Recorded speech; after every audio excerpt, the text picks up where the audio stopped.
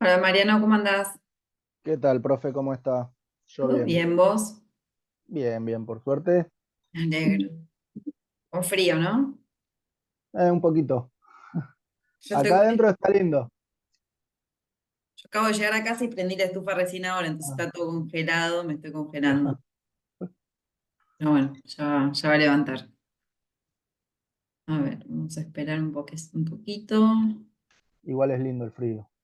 No, no, yo soy team Ah, verano. No, no quiero nada de frío, no me gusta, me dan ganas de quedarme durmiendo. No, no. Es lindo cuando uno tiene plata y no tiene que trabajar ni salir a hacer cosas. no, lo que pasa a mí el calor me hace muy mal. Mm. Lo sufro mucho. Claro, hay gente así que lo sufre mucho, entonces. Hola, profe, buenas noches. Hola, ¿cómo Hola, estás, María. Jessica? ¿Todo bien usted? Bien, bueno. Voy ordenando esto mientras.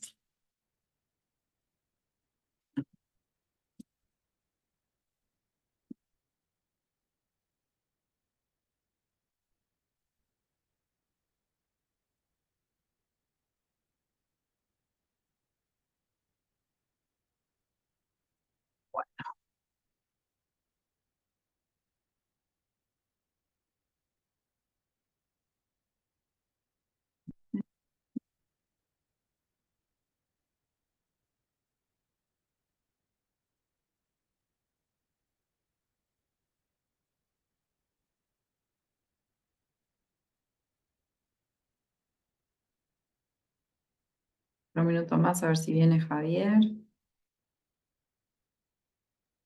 Daniel se conecta más tarde, profe, porque estaba cursando otra materia. Ok. No, y Javier también quizás se conecta. Tenemos que ver eso porque ayer vino. Sí, ayer estuvo. Hoy en la clase anterior no estuvo. Ah,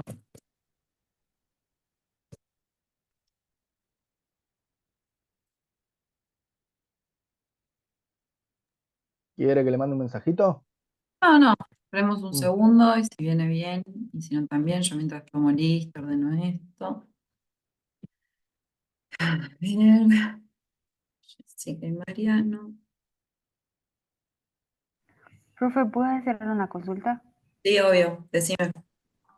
Con referencia al oral del lunes, ¿puedo presentar un PowerPoint o un Canvas?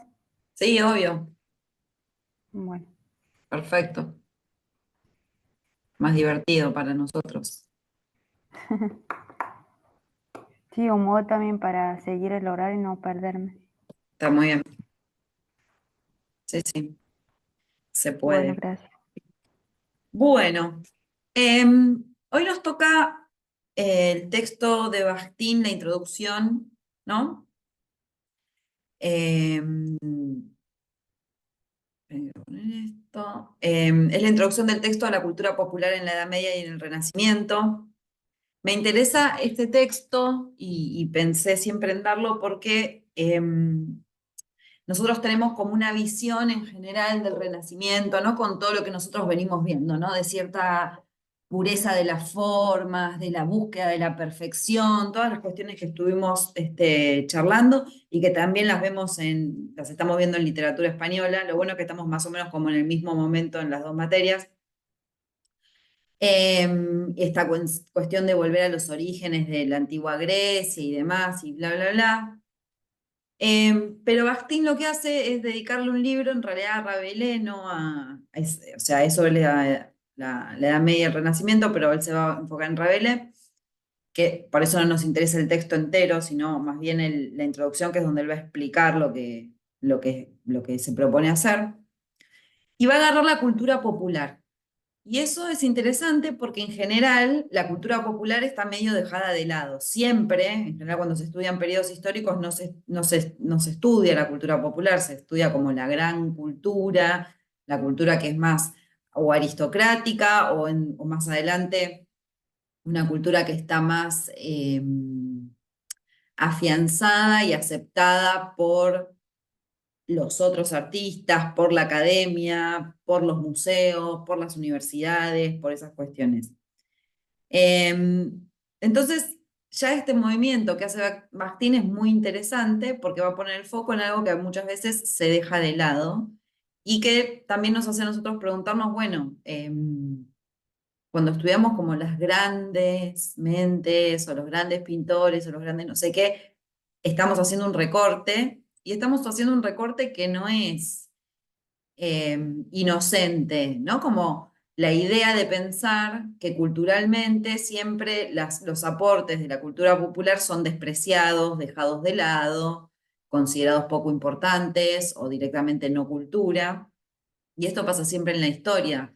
Y obedece, creo yo, por cuestiones de clase, ¿no? ¿Cuáles son las clases que sí logran que se estudie su cultura o cuáles son los países que se logra que se estudie sus culturas? Porque digo, nosotros acá estamos estudiando y vamos a ver, vimos como lo tradicional, ¿no? En la antigua Grecia, vamos a ver Europa, vamos a ver América, pero vamos a ver América porque nosotros somos americanos, ¿no? Digo, no vamos a ver, no sabemos, yo efectivamente no sé nada sobre la cultura o la literatura africana, ni la de Asia, ni la de los pueblos originarios, digo. Entonces, no se puede desde la nada revertir eso, pero aunque sea así tener conciencia de todo lo que uno no sabe y de todo lo que no se estudia generalmente, ¿no? Digo, ustedes tienen, ¿qué literaturas tienen ustedes en el profesorado? ¿Tienen argentina? ¿Tienen española? ¿Qué más tienen? Latina y la griega. Y después no tienen una que es universal o europea o no sé qué, tienen una más. Ah, sí, creo que en cuarto. Sí. Digo, entonces, toda su formación, digo, la misma también, la mía también, ¿no? Pero digo, toda la formación adolecen como de las mismas, de los mismos problemas, ¿no? De las mismas cuestiones que no se ven. Entonces, bueno, tengamos eso en mente, estamos haciendo un recorte y es un recorte que obedece a cuestiones sociales, de prestigio y demás, ¿no? Qué es prestigioso y qué no lo es, etcétera, etcétera. Bien, entonces, primero voy a poner un videito en el que es nada, 2 minutos para que veamos quién era Bakhtin. Perdón, Em, profe, sí, perdón que le interrumpa. decime. Me dice Javi que le avise que esta materia la Esperá, deja. esperá, se me prendió el coto. Decime. No, que le decía, perdón que le interrumpa, pero me acaba de escribir Javi para que le diga que esta materia la deja, que la va a cursar el año que viene. Ok, bueno, está bien. Genial. Gracias por el aviso. Agradecerle a Javier también. Bueno, ahora sí, voy a compartir pantalla.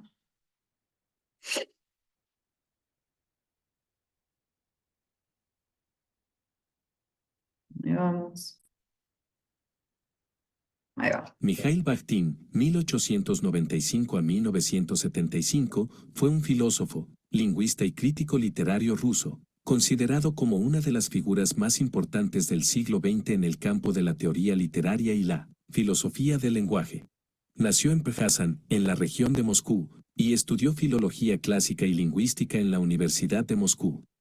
Bakhtin es conocido principalmente por sus teorías sobre la polifonía y la dialogicidad en el lenguaje y en la literatura. Según Bakhtin, el lenguaje es un diálogo en constante evolución, y cada enunciado se construye en relación con otros enunciados previos. En esta visión, la literatura es una forma de diálogo entre autores, personajes y lectores, y cada obra literaria refleja el contexto cultural y social en el que fue creada. Bakhtin también desarrolló importantes teorías sobre la novela y el género literario, y es conocido por su concepto de novela carnavalizada, que describe un tipo de novela que se caracteriza por su ironía y su rechazo de las normas y valores establecidos.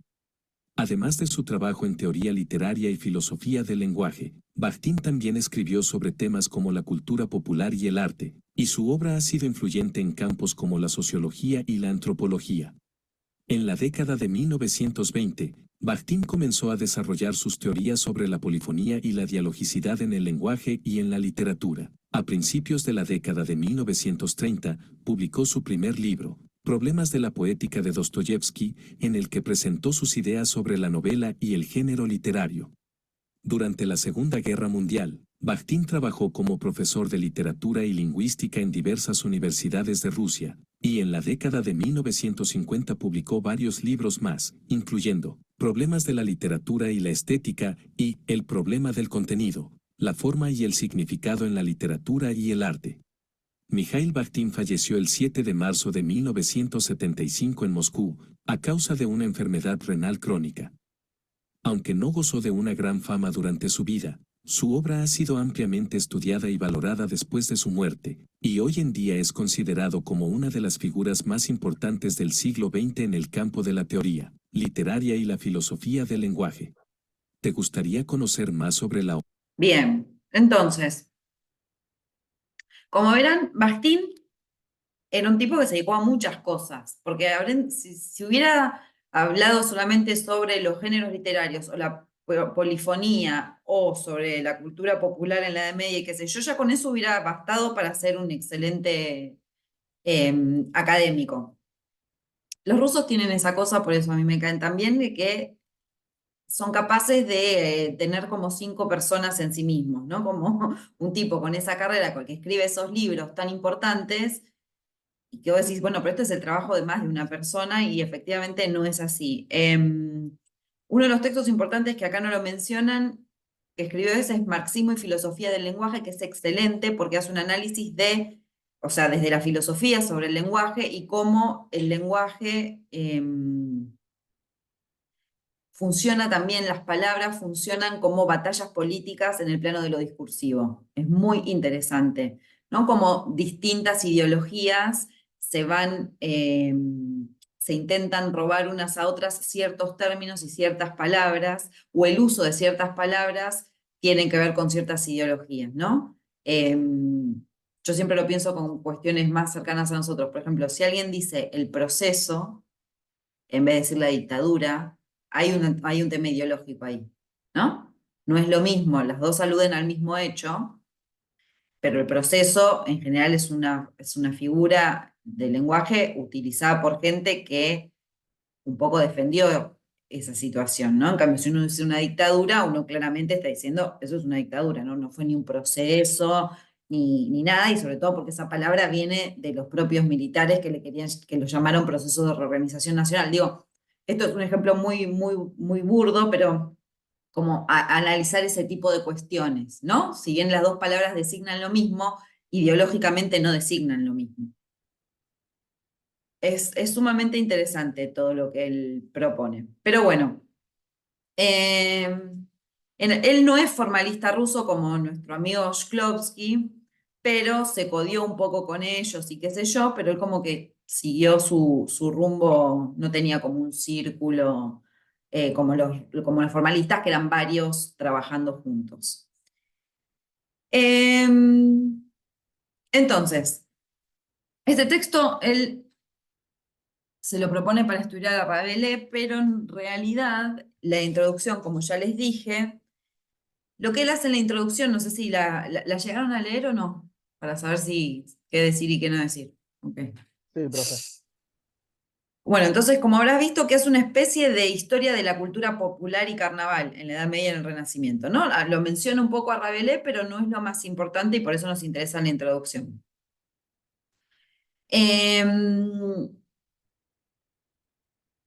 ¿Por qué se va a fijar en este autor? Bueno, a él le interesa por distintas cuestiones. Rabelais era escritor, era médico, era pedagogo, vivió durante el Renacimiento, y claramente era como una especie de epítome del hombre renacentista, aquel que hacía un montón de cosas diferentes, ¿no? Bueno, los rusos son un poco eso, el chiste que hice al comienzo es medio en ese sentido.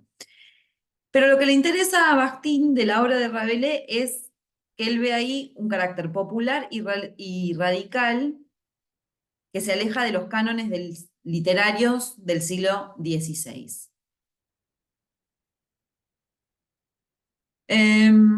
Entonces, a partir de esta figura, Bakhtin empieza a pensar cómo era esa cultura y dice que la cultura cómica popular de la Edad Media y el Renacimiento es un campo poco estudiado, justamente.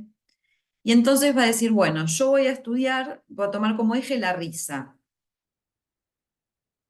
Y la voy a considerar a la risa, me interesa como eje de análisis, porque es lo que se va a oponer a la cultura oficial, ¿no? Entonces acá ya tenemos un par de nociones que es cultura popular va a estar opuesta a cultura oficial. ¿Qué entendemos por cultura oficial? La cultura de las clases dominantes, ¿no? Que en ese momento serían los señores feudales, durante el Renacimiento, bueno, también la realeza, pero ya empieza a haber una burguesía y demás, la aristocracia. Digo, esa es la cultura oficial. Y lo que tiene de interesante la cultura popular es que se le opone. Imaginemos que la cultura era más bien de tono serio, religioso, tenía que ver con símbolos feudales y demás, y esto va a ser algo completamente distinto. La risa aparece, y lo interesante es por dónde circula esta risa y esta cultura popular, que va a ser en las festividades, en el carnaval, en los ritos distintos que se hacen, los bufones y en la plaza pública. ¿No? Entonces ya la espacialidad de esta cultura podemos ver que es distinta a la espacialidad de la cultura oficial, ¿no? Es una cultura que justamente se vive y se experimenta en espacios públicos o en épocas especiales, como pueden ser ciertas festividades y el carnaval más precisamente dicho. Entonces, lo que dice es que la risa, él la puede considerar como una unidad de estilo de la cultura carnavalesca. O sea, ¿cuál es el estilo de la cultura carnavalesca? Pues bien, la risa, la comicidad.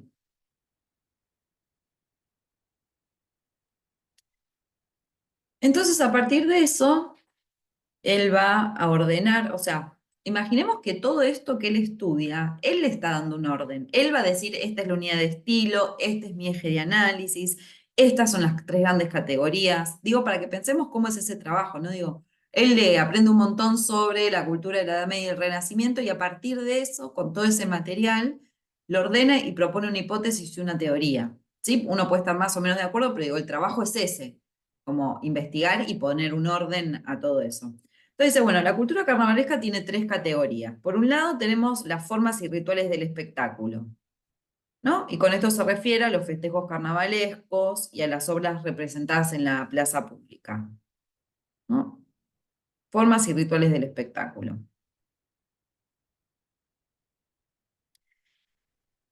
Las otras son las obras cómicas verbales que incluyen la parodia, que pueden ser escritas, pero también pueden ser orales.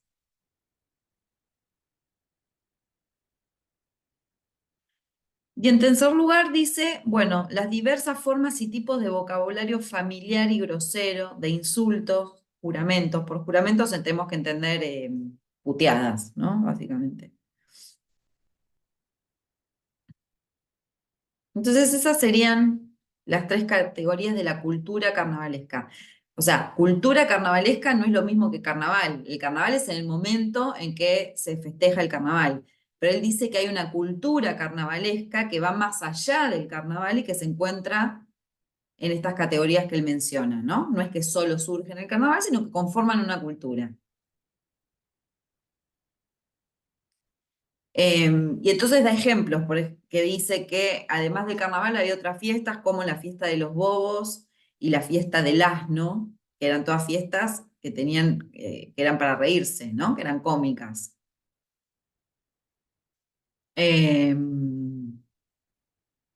Y que todas estas fiestas eran muy importantes para el hombre medieval.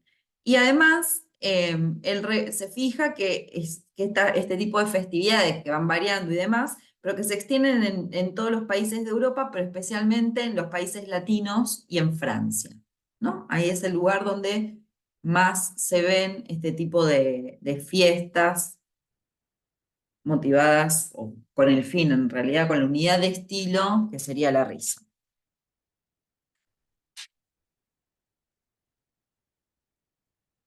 Ahora bien, ¿dónde está la potencia de este tipo de fiestas, en que estas fiestas que eran medio rituales también, ¿no? Porque no era una fiesta en la que la gente va a bailar, sino que había o muñecos o representaciones de títeres o gente disfrazada o qué sé yo. Sí, de ceremonias también hablaba. Ceremonias, exacto. Ceremonias. Sí, sí. Ofrecían un mundo totalmente diferente al mundo real. Y eso es lo que es importante para el hombre medieval. O sea, proponían cosas que eran diferentes a lo que proponía la iglesia, el Estado feudal. O sea que era deliberadamente no oficial, era deliberadamente en oposición a la cultura oficial. Y entonces ahí él dice que es muy lindo, que dice que parecía un segundo mundo y una segunda vida para los hombres de la Edad Media. ¿Por qué segundo mundo y segunda vida? Porque las dos cosas, bueno, el primer mundo, la primera vida es el oficial, el de todos los días, de esa gente que trabajaba, que hacía lo que hiciera. Pero en este caso es un segundo mundo porque se arma, sobre todo pensemos en el carnaval, que es donde es más claro, se arma toda una configuración del mundo diferente y opuesta a la real. El carnaval no es solamente ir a tomar algo y reírse y bailar, sino que había disfraces. Durante el periodo de carnaval estaba permitido hacer cosas que en la vida real no estaban permitidas. El campesino podía burlarse abiertamente del hombre feudal, el campesino se disfrazaba de hombre feudal, el hombre feudal se disfrazaba de campesino. Digo, había un trastocamiento del mundo realmente. Y en ese sentido también una segunda vida, ¿no? Una vida que no es la que uno vive todos los días, sino que es una vida otra, en la que si uno le tocó ser campesino, en ese momento juega a que es lo otro, o se saca las ganas de putear al señor feudal y no va a tener mayores problemas. Pero digo, esto solamente se puede hacer ahí. Si vos ibas y hacías eso fuera del carnaval, ibas a tener problemas, porque no estaba permitido. Imaginen, no sé ustedes si alguna vez, si conocen o si fueron alguna vez al carnaval acá en el norte. Yo fui a Jujuy. Digo, y hay toda una cuestión, además del exceso del alcohol, del baile, de que dura varios días, que se suspenden las actividades normales, porque todo el mundo está de joda y chupando, y hay disfraces también, y hay máscaras. Y también la gente siempre estaba ahí, hacía chistes como de, bueno, después hay muchos hijos del carnaval, decían, ¿no? Como que también se daba rienda suelta a encuentros sexuales y ahí eso no estaba penado, ¿no? Si uno tenía una pareja, con quién estaba, qué pasaba. Ahí verdaderamente se siguen manteniendo ciertas cuestiones que tienen que ver con la suspensión del mundo real, del mundo rutinario.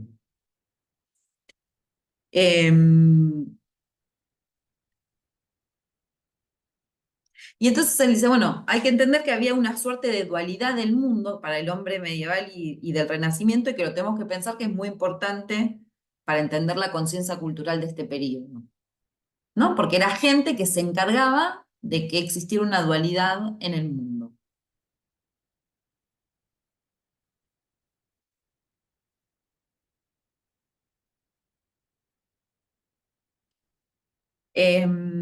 Toda esta cultura carnavalesca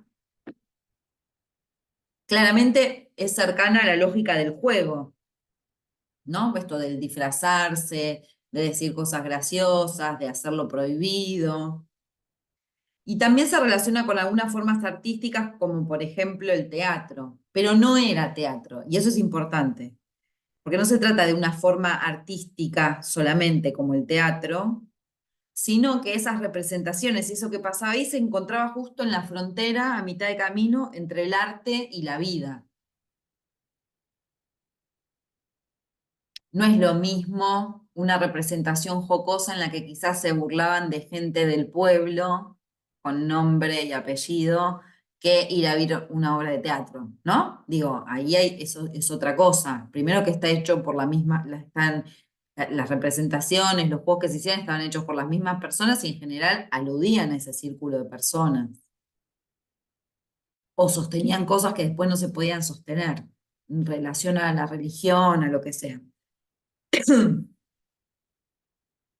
Y entonces dice, no es lo mismo que el teatro, por eso la gente no asistía al carnaval como quien asiste a una obra de teatro, sino que lo vivían. Es algo del orden de la experiencia y no de ser un espectador frente a eso. Es una cercanía diferente.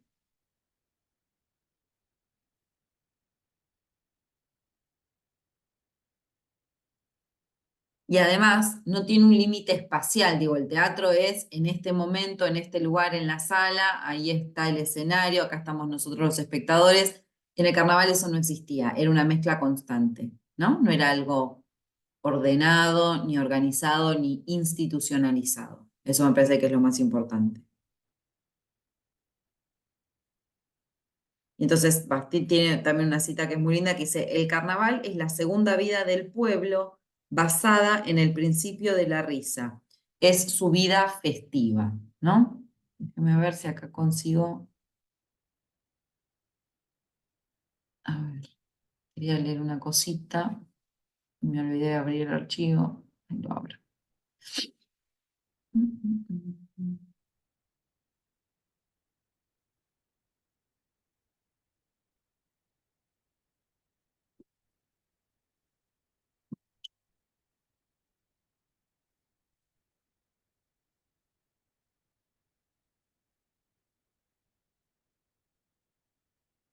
Acá lo tengo.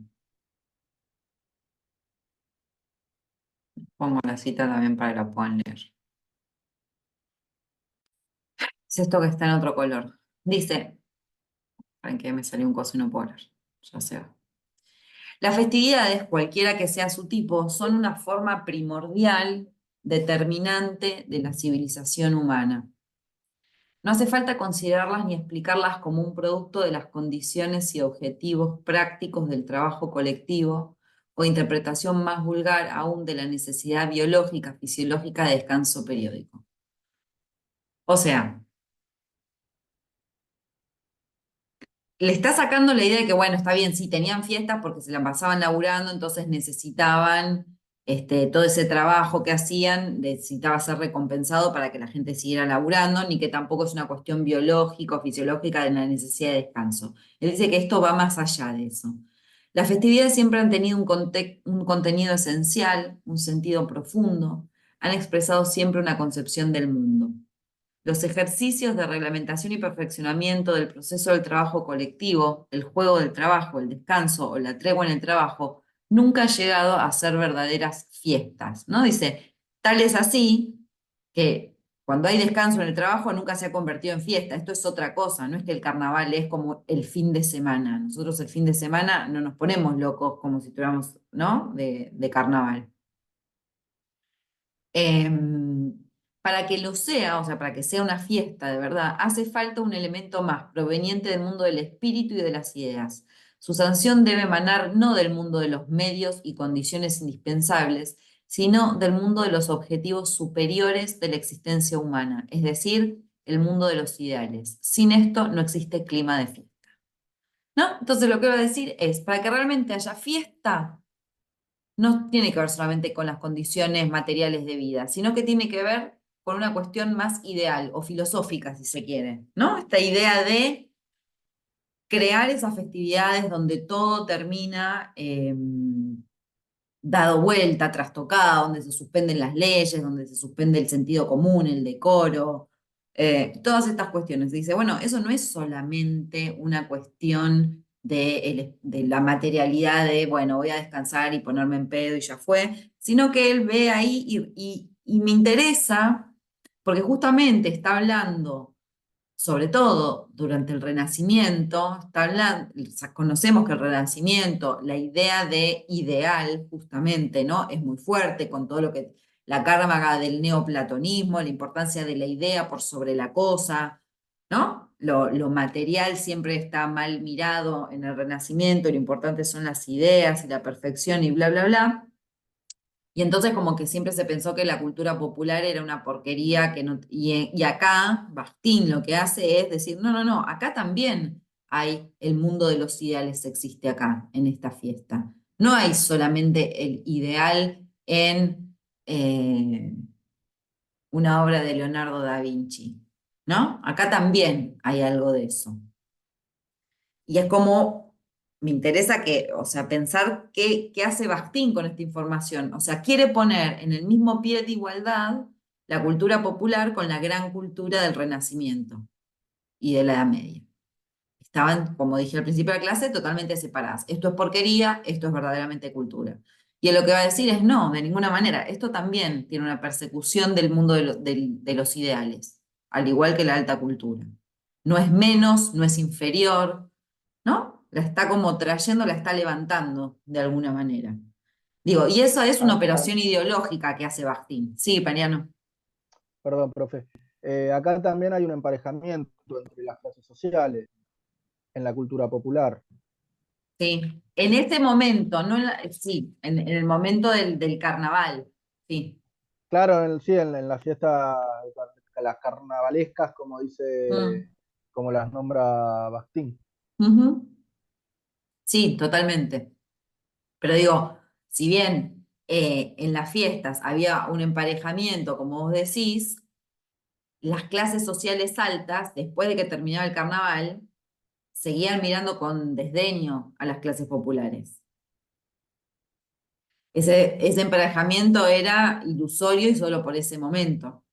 Bastín lo que quiere hacer acá es llevar al mismo nivel esa cultura que antes era desdeñada y menospreciada, ¿no?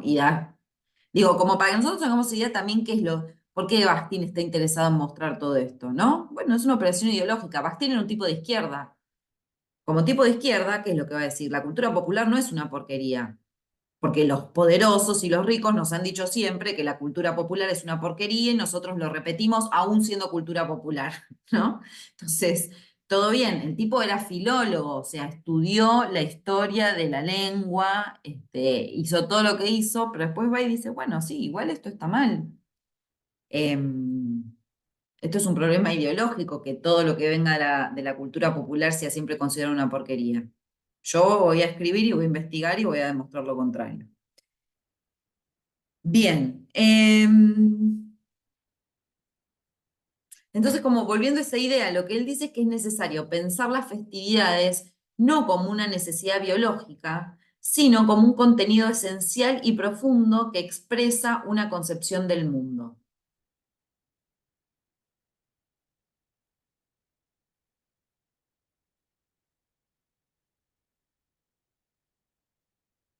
Y esto de nuevo,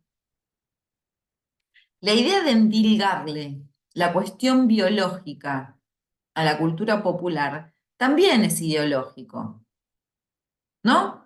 Porque los pobres estos, analfabetos, campesinos, ¿no? Apestosos, siempre se los ve desde el punto de vista biológico, ¿no? Como qué hacían, qué comían, y sí, eran gente desgreñada, se vestían mal porque no tenían plata, y yo digo, llevar a un grupo de personas meramente a su condición biológica es racista, está mal, ¿no? Porque en un punto estás a un paso de la animalización, porque del animal solo podemos hablar de su biología, ¿no? Digo, entonces, si vos a todo un grupo humano solo lo podés considerar como capaz de hacer cosas por necesidades biológicas,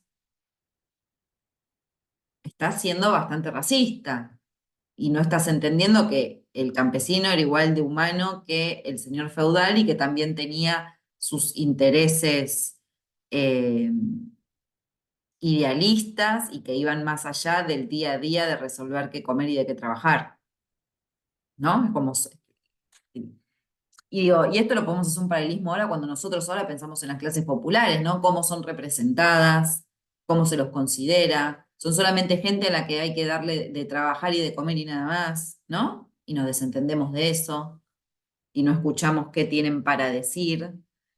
De hecho, ni los escuchamos hablar ni los dejamos hablar, hablamos por ellos y cómo hay que resolver las cosas. Digo, me parece que de esto se pueden sacar como siempre como ideas interesantes que hablan con el momento presente.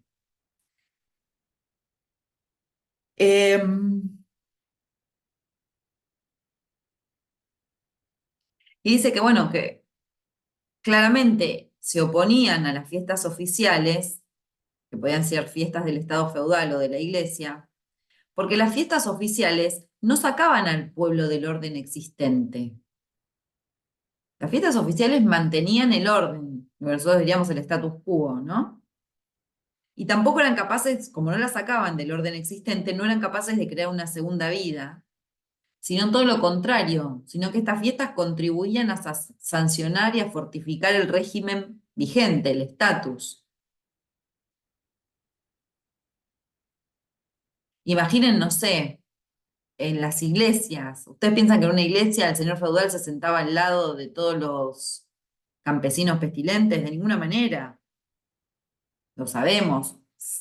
Y si es que compartían la misma iglesia, si no ni iban, había una para unos y otra para otros. Y si las compartían porque era un pueblo pequeño, adelante, con mejores asientos, estaba el señor feudal y su familia, y más atrás y en peores condiciones estaban los campesinos. Lo sabemos, ¿no? Entonces, bueno, en esas situaciones no hay un derrocamiento del orden existente, sino que todo lo contrario, se reafirma, se fortalece. Ustedes se sientan acá, nosotros allá. Nosotros podemos hacer esto, ustedes no, en las fiestas. Digo, pensémoslo con ritos más ridículos que todavía se mantienen ahora, que son antiquísimos. No sé, si pensamos en la realeza, que todavía queda en Europa, que hay reyes y príncipes y esas estupideces, tipo, no sé, los reyes de Inglaterra cuando se casan, toda la pompa, que quién se sienta dónde, que quién puede entrar, que quién no puede entrar, que cómo es la vestimenta. Digo, esto es eso. Y la gente afuera como con las banderitas, ¿no? Con la cara de, bueno, antes era la reina de Inglaterra, hasta a Charles no creo que lo quieran tanto, pues bastante nabo. Pero digo, la gente, ¿no? Como el pueblo afuera de la iglesia, afuera del palacio, con las banderitas, contento, y adentro ellos. ¿Qué es eso sino la reivindicación de la desigualdad? ¿No? Bueno, lo mismo desde esa época. Entonces, claro, frente a todo esto, el carnaval era como un triunfo de una especie de liberación transitoria de la concepción dominante. Era claramente la abolición provisional de las relaciones jurídicas, de los privilegios, de las reglas y de los tabúes. Y eso es importante, ¿no? Se abolían relaciones jerárquicas, privilegios, reglas y tabúes.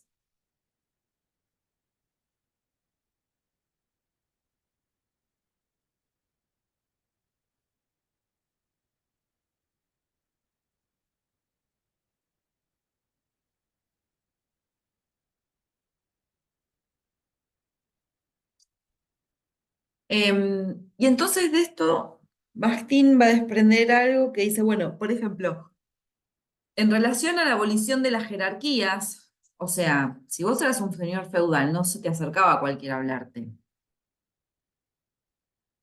Ni un campesino, ni un sirviente, o sea, no podías ir y hablarle directamente. ¿No? Entonces, bueno, esta abolición de las jerarquías que hacía momentáneamente el carnaval, en realidad lo que habilita es una comunicación entre dos sujetos que tradicionalmente se encontraban separados. Y dice que a partir de ahí puede pensarse que surgió una nueva forma de lenguaje,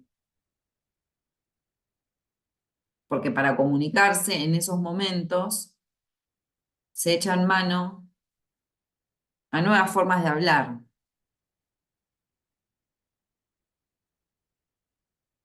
Y que por todo esto que viene diciendo no se puede pensar la literatura del Renacimiento y del Barroco sin tener en cuenta la cultura carnavalesca.